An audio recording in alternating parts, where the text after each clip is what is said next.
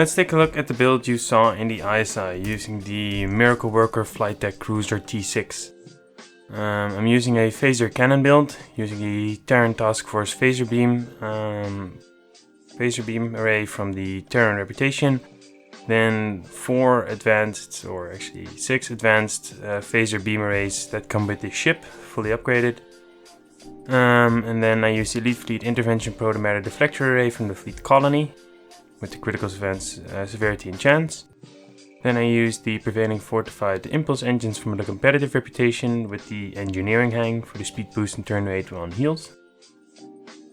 Then I used the prevailing fortified warp core, also from the competitive reputation, and the prevailing innervated resilience shield array from the competitive reputation. In this case I used the critical chance severity one, but you can also use the hull strength one.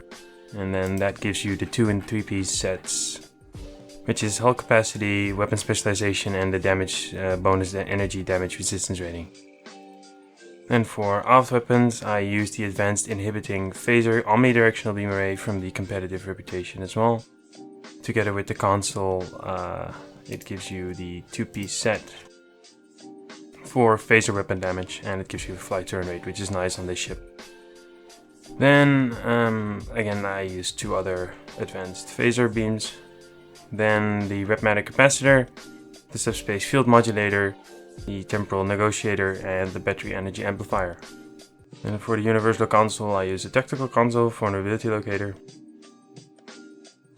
Then I use the Assimilated Module, the Bioneural Infusion Circuits, the Tachyonetic Converter, the Domino Console, and then the Competitive Console, the Quantum Phase Converter, and then the Point Defense Bombardment Warhead, together with the Dynamic Power Redistribution Module for the passives, the clicky, and the 2-piece, which is another phaser damage bonus resistance, or phaser damage.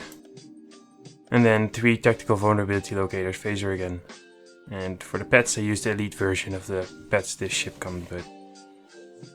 Then for skills, I use a very heavy tech focus. For a more detailed rundown, check my channel. I have a video on my skill tree. And then for specializations, I use strategist and in this case miracle worker for pugs, but intelligence is also very powerful.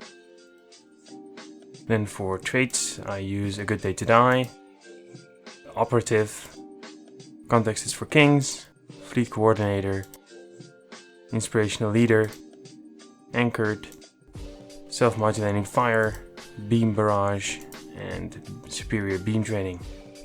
Then for starship traits, I use combat for the storm, cold-hearted, emergency weapon cycles, promise of ferocity, and history will remember.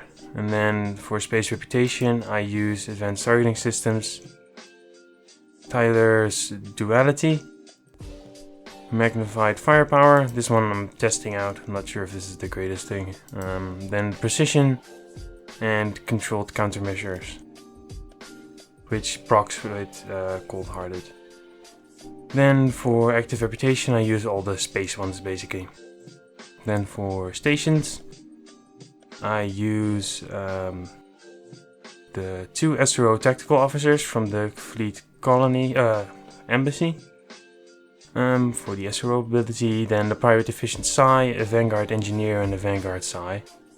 I use Science Team 1, Destabilizing Resonance Beam 1, Hazard Limit is 3, Tactical Team 1, Rally Point Marker 1, Chemosite Based Weaponry 1, Attack Pattern Beta 1, Fire at Will 3, Engineering Team 1, Oxtabat 1, Emergency Power to Weapons 3, and Oxtabat 3, and Transfer Shield Strength.